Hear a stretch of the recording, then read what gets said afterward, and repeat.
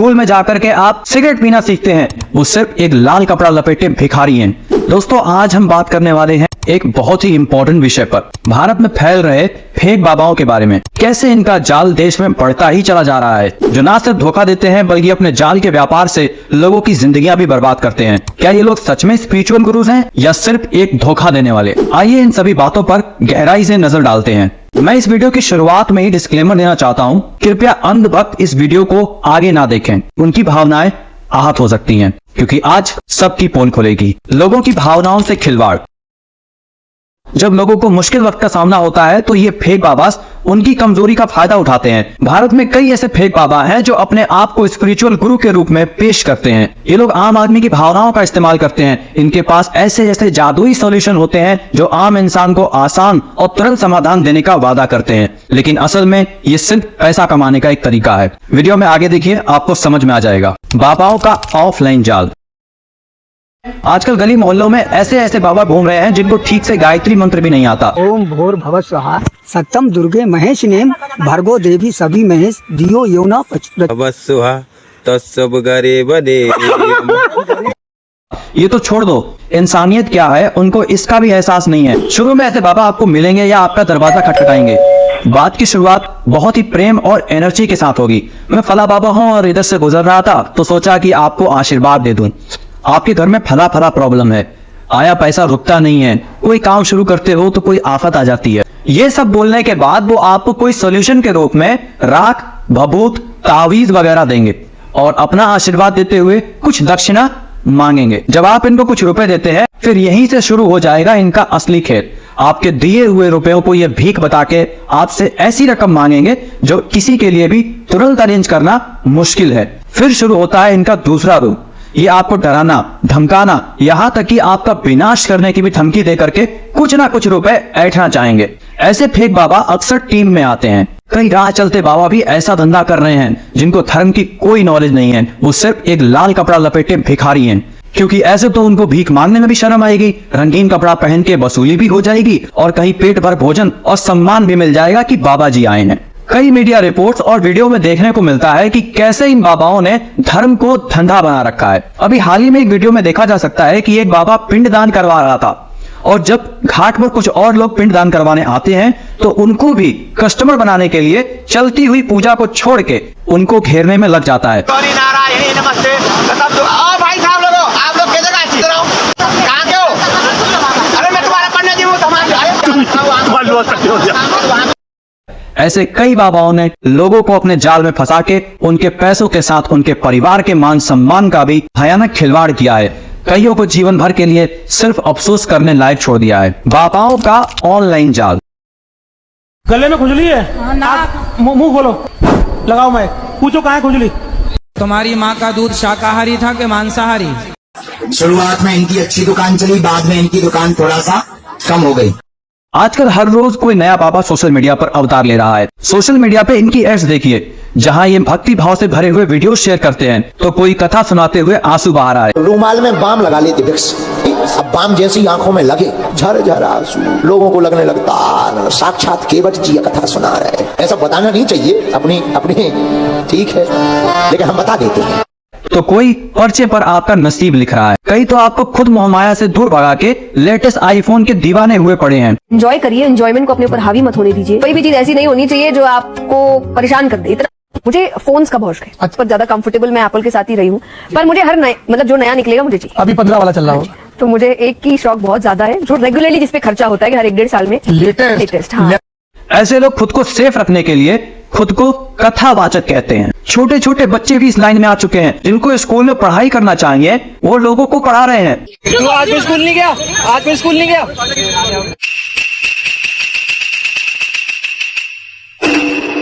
कई बार तो आपको ऐसा भी बोला जा रहा है कि स्कूल जाना बेकार है, स्कूल में जाकर के आप लिविंग में रहना सीखते हैं, स्कूल में जाकर के आप सिगरेट पीना सीखते हैं। ऐसी ऐसी बातें फैलाई जा रही हैं। स्कूल जाकर ही तुम्हारा बेटा शराब पीना सीखता है, सिगरेट पीना सीखता है और रिलेशन लिव इन में रहना सीखता है। और ये जो बात कह रहे हैं वो खुद किसी यूनिवर्सिटी से डिग्री लेते हुए दिखाई देते हैं। इन कथावाचकों की फीस सुन के आपके होश ही उड़ जाएंगे।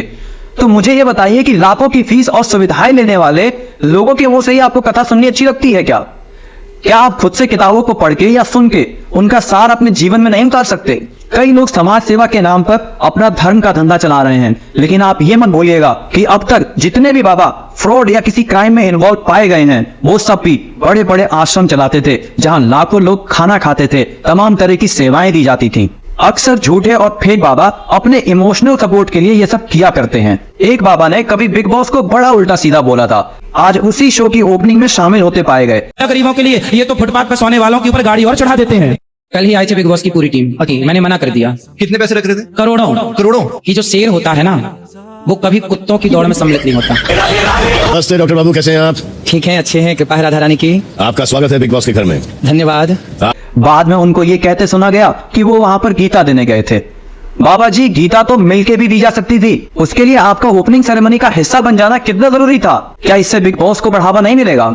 या आपके जाने के बाद बिग बॉस में से लड़ाइयां, गाली गलौज या वहां फैलने वाली हेट का नामो निशान मिट जाएगा? इनमें से कुछ भी नहीं होगा सिवाय प्रमोशन के। अब बाबा के भक्त भी एक बार तो बिग बॉस देखेंगे ही सही। बात यह है कि इसमें गलत कुछ भी नहीं है, बिग बॉस तो बस एक एंटरटेनमेंट शो है। लेकिन एक तरफ जब आप किसी चीज की बुराई करते हो, फिर आप उसी चीज के उद्घाटन का हिस्सा बन जाते हो, मतलब आप लोगों को कहीं ना कहीं गुमराह कर रहे हो। आप खुद से सोचिए, जब मैंने स्टार्टिंग में इनको सुना था तो मुझे लगा कि ये कई लोगों की प्रॉब्लम्स का प्रैक्टिकल सॉल्यूशन देते हैं, लेकिन आज पूरा इंस्टाग्राम इनके उल्टे सीधे मीम से भरा पड़ा है, जहां ये या तो किसी का मजाक बना रहे हैं या खुद का मजाक उड़वा रहे हैं।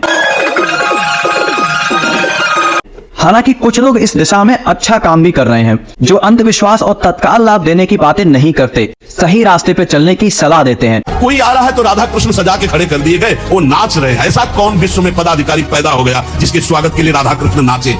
अरे तुम्हारी दुर्गति हो जाएगी, बहुत होश में। तुम्हारे स्वागत के लिए नरक का स्वागत होगा। जहाँ एक जीव के जीने का अधिकार आपके खाने के अधिकार से बहुत ऊपर का है, बात खत्म। जहां आपको जितना डरा के रखा जाएगा, वहां आप उतना ज्यादा समाज में भी आतंक फैलाओगे, क्योंकि डर ही तो आतंक है। लेकिन आत्म उनके किसी पे भरोसा करना आपको कमजोर और लाचार बना सकता है, और जिस दिन किसी बाबा की सच्चाई खुलेगी, आपका समाज में मजाक बनना तय है। फेक बाबाओं को कैसे पहचाने?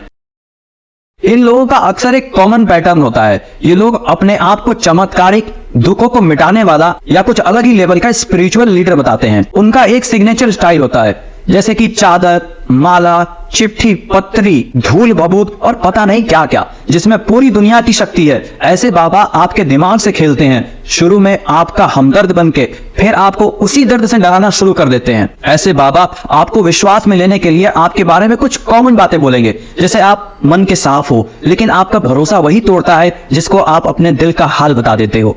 आया पैसा कहीं टिकता नहीं है, मेहनती बहुत हो लेकिन किस्मत साथ नहीं देती, वगैरह वगैरह। ये सब चीजें सभी के साथ होती हैं। आप बस अपने ऊपर समझ के बाबा से कनेक्ट होने लग जाते हैं। कई बार ऐसे बाबा आपके मोहल्ले से या सोशल मीडिया से इंफॉर्मेशन चोरी करके आपको बताते हैं कि आपके यहाँ 2 बार आफत आ चुकी है, लेकिन आपने उसका मजबूती से सामना किया है। आपकी शादी फला डेट में हुई थी, तब से 4 साल में संतान प्राप्ति के चक्कर लगा रहे हो। ये लोग हमेशा आपको इनसे या किसी चीज से जोड़ कर रखने की बातें करेंगे। पैसा इनकी बातों में भले ही ना हो, लेकिन इनके कार्यक्रम का एक बड़ा हिस्सा होता है। ऐसे बाबा गरीबों से मजाक और अमीरों से अदब से पेश आते हैं। कई बार तो आपको तमाम तरीकों से डराने और धमकाने तक से बाज नहीं आते, तो ऐसे बाबाओं को पहचाने और उनसे दूर ही रहिए तो अच्छा। अब बात कर लेते हैं इस प्रॉब्लम के सॉल्यूशन की। सबसे पहले समझना होगा कि असली स्पिरिचुअलिटी कभी भी पैसा या सम्मान पर नहीं चलती। हमें अपने दिमाग का इस्तेमाल करना होगा, सोचना होगा, और किसी भी बाबा या गुरु की बातें मानने से पहले उनके एक्शन देखने होंगे। तुरंत फायदा लेने का लालच आपको कहीं का नहीं छोड़ेगा। आज टेक्नोलॉजी के साथ फेक बाबा भी और ज्यादा स्मार्ट हो गए हैं। कई सारी डिटेल्स वो आपकी सोशल मीडिया से आपके बारे में निकाल लेते हैं और आपको चमत्कार के रूप में बताते हैं। क्या नाम है तुम्हारा? हर्षित शर्मा। कौन सी न्यूज है तुम्हारी? Mojo story Delhi. तानी ठिकाने लगा भी देना है आशीर्वाद। टीम मोजो से आएगा, पर्चा नहीं देना। इस पर्चे में एक भी जानकारी ऐसी एक्सक्लूसिव नहीं है जो धीरेन्द्र कृष्ण शास्त्री की टीम को मैंने या मेरी टीम ने एक दिन पहले नहीं बताई थी।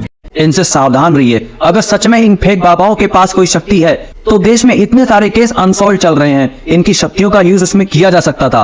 और ध्यान रखें, अपने बिलीफ सिस्टम को मजबूत बनाएं। इन सब बाबाओं के किस्से सिर्फ इंडिया में ही क्यों इतने पॉपुलर हैं? क्योंकि इनको मालूम है कि भारत में लोगों के बिलीफ सिस्टम को कैसे हैक किया जा सकता है। कोई बाबा कभी भी घर पे आ जाए या राह चलते सामना हो जाए तो खुद को मजबूत करें और उसी हिसाब से बात करें कि वो आप पे हैवी ना हो सके। अगर वो जरा भी आपको डराने की कोशिश करे तो ऐसे बाबाओं को तुरंत बाहर का रास्ता दिखाइए।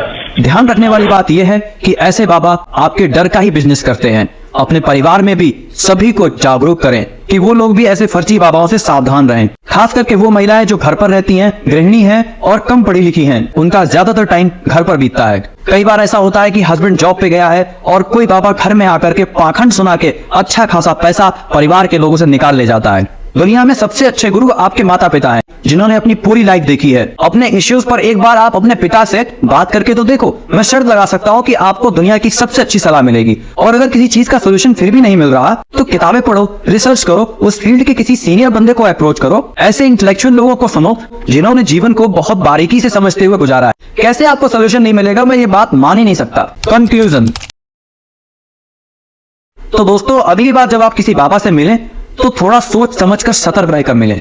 उनको जज करें। ऑनलाइन तमाम वीडियोस देखते हुए किसी के भी भक्त ना बन जाएं। चीजों को गहराई से भी समझें। आखिर असली स्पिरिचुअल जर्नी समझ और ज्ञान से ही शुरू होती है।